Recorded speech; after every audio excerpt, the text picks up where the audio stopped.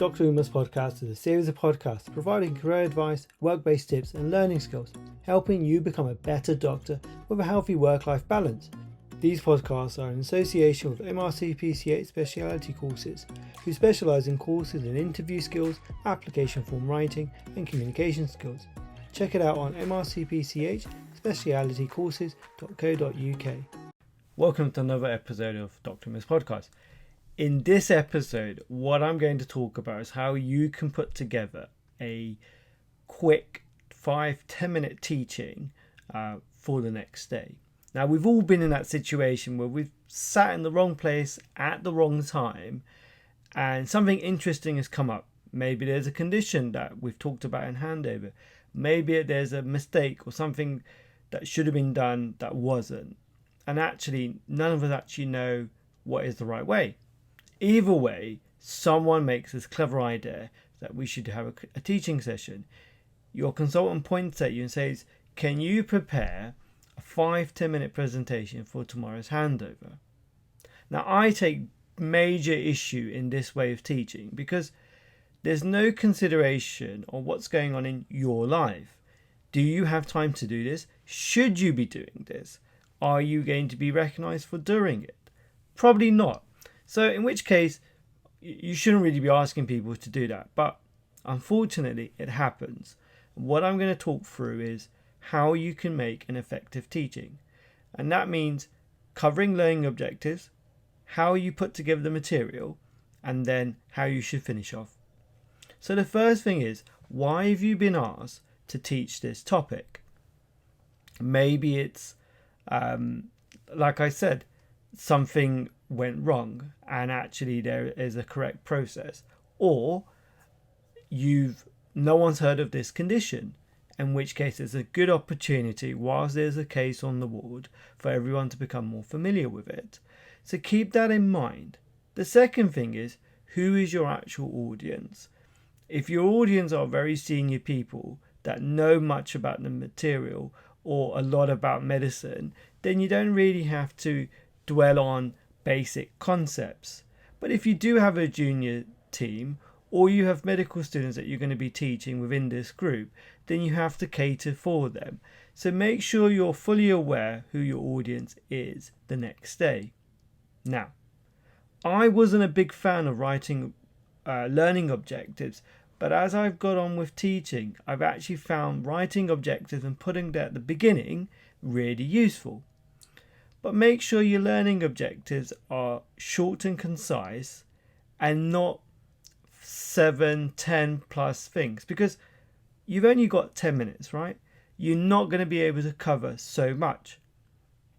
So make it clear to your audience what you're going to be covering, because it helps them focus on what you're about to deliver.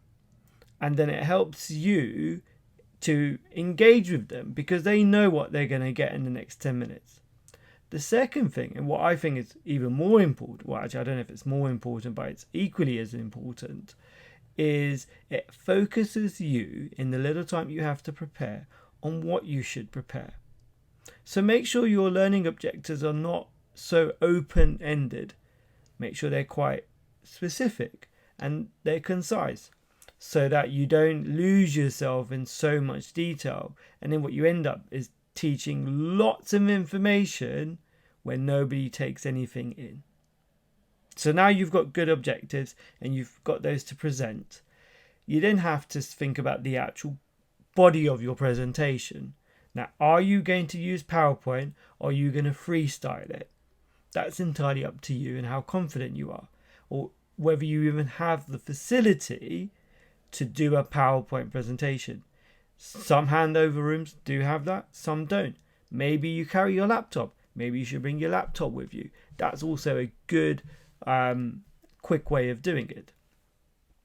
If you are going to use PowerPoint, are you going to use a lot of, well, you shouldn't. And actually, this is what I'm going to come to. What you shouldn't do is make the PowerPoint your presentation. You are the presentation. What you're saying is the presentation. You're using PowerPoint as a tool. So don't throw loads of bright colors and busy slides, because it takes away in what you're presenting, and it's you that's presenting at the end of it. The second thing is, don't do what most people do and copy and paste from a website and just plant it on a slide, because there's so much going on, you'll even get confused. And I see it all the time. It's more like a reading lesson. The presenter's merely reading off their slides, or they're so busy that people are just confused. And actually, at the end of it, you're not going to get a great teaching session.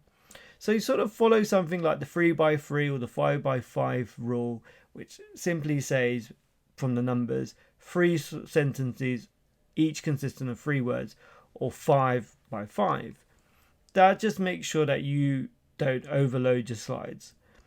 The other thing you could actually do is just use pictures, because in my opinion, pictures tell you so much more. There's that saying, isn't it? A picture can say 1,000 words. So Google really good images, put there and talk around it.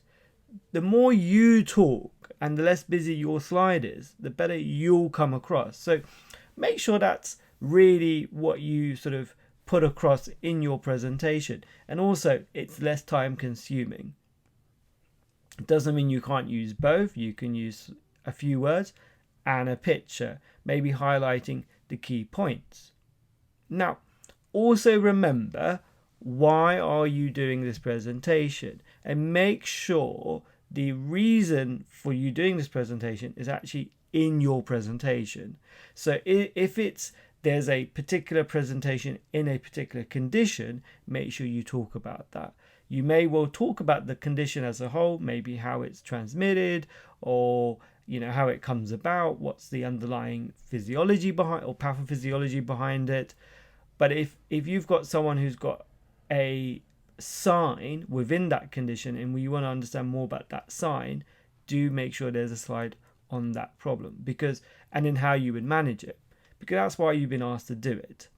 Now, once you've covered your content, do finish off with either going back to the learning objectives and say, this is what you've covered, and people can sort of relate back to, say, oh yeah, you did describe this, or you did talk about the management of something, and it allows them to go through, process that information at one more time by looking at the objectives. And if they do have questions, or maybe they don't think that you've actually fulfilled your objectives, they can ask questions. And at the end, have a key message. And it's a nice way to finish off the presentation. Again, remember, it's only 10 minutes. This is not a 30-minute lesson. This is not a teaching session as such, where you've got a lot of time. Keep it short, keep it sweet, and actually delivering a teaching session like that is far more effective than trying to throw them Wikipedia. I hope you found this useful. Like, subscribe, share. I'll see you next time.